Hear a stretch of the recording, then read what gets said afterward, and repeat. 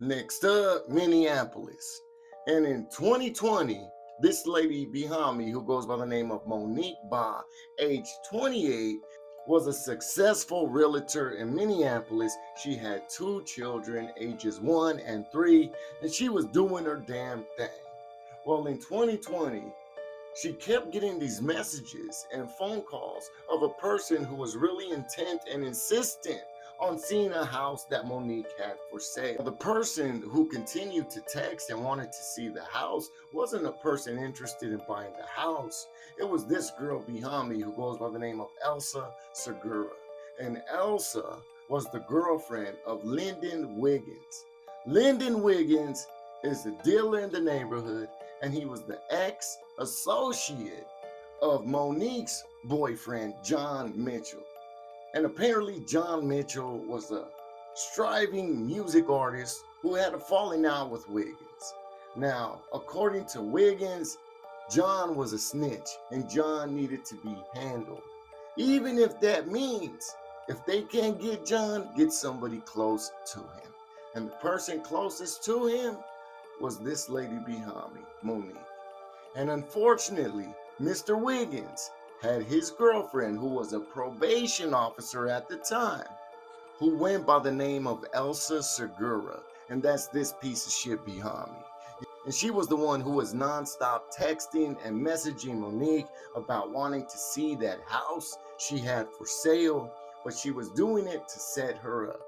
And when they went to meet up to check out the house, that's when Wiggins, this girl's boyfriend, along with two of his homeboys, kidnap Monique and force her into their vehicle and then have her take them to her house.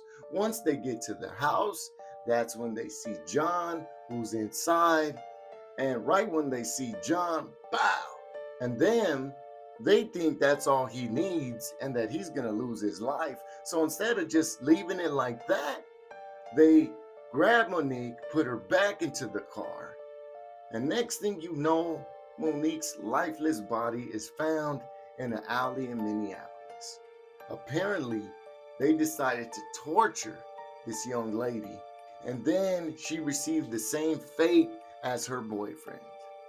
So the crazy thing about this story is both of these females, one who lost their life, the other one who's going to spend the rest of her life behind bars, all because of their boyfriends, of the men they choose to bring into their lives, got them both into this situation. Now, I know it's hard out here, and you really can't tell who's who amongst all these people, but sometimes you got to go with your intuition. Sometimes you got to go with your heart. And if something doesn't feel right, then 99.9% of the time, it isn't right.